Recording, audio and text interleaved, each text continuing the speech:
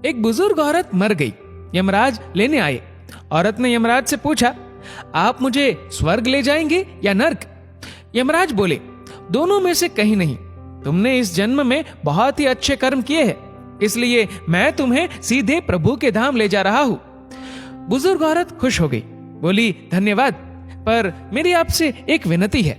मैंने यहाँ धरती पर सबसे स्वर्ग नर्क के बारे में बहुत सुना है।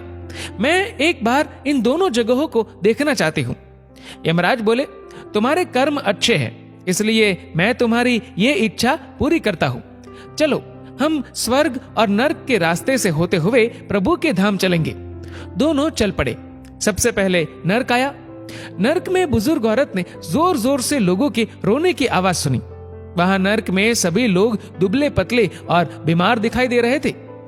औरत ने एक आदमी से पूछा, यहाँ आप सब लोगों की ऐसी हालत क्यों है? आदमी बोला, तो और कैसी हालत होगी? मरने के बाद जब से यहाँ आए हैं, हमने एक दिन भी खाना नहीं खाया। भूख से हमारी आत्माएं तड़प रही है। बुजुर्ग औरत की नजर एक विशाल पतीले पर पड़ी, जो कि लोगों के कद से करीब 100 फीट ऊंचा होगा। उस पतीले के ऊपर एक विशाल चम्मच लटका हुआ था। पतीले में से बहुत ही शानदार खुशबू आ रही थी। बुजुर्ग औरत ने उस आदमी से पूछा, इस पतीले में क्या है? आदमी मायूस होकर बोला, ये पतीला बहुत ही स्वादिष्ट खीर से हर समय भरा रहता है। बुजुर्ग औरत ने हैरानी से पूछा, इसमें खीर है तो आप लोग पेट भर के ये खीर खाते क्यों नहीं? भूख से क्यों तड़प रहे हैं? आदमी रो रो कर बोलने लगा, कैसे खाए? ये पतीला 100 फीट ऊंचा है। हम में से कोई भी उस पतीले तक नहीं पहुंच पाता। बुजुर्ग औरत को उन पर तरस आ गया। सोचने लगी, बेचारे खीर का पतीला होते हुए भी भूख से बेहाल है।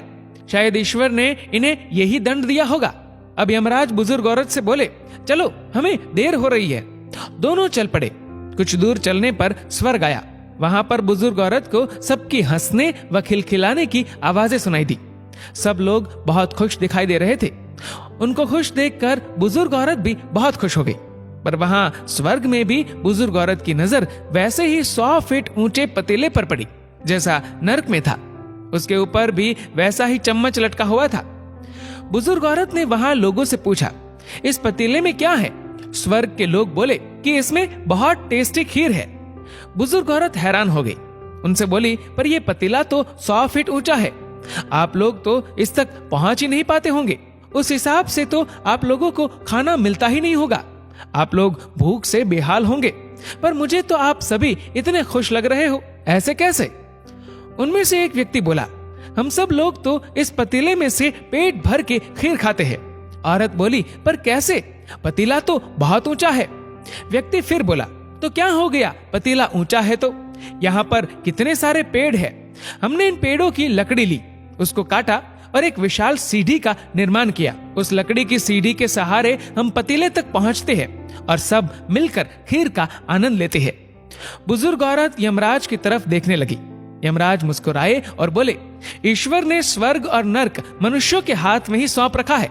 चाहे तो अपने लिए नर्क बना ले, चाहे तो अपने लिए स्वर्ग। ईश्वर ने सबको एक समान हालातों में डाला है। उसके लिए उसके सभी बच्चे एक समान है। वो किसी से भेदभाव नहीं करता।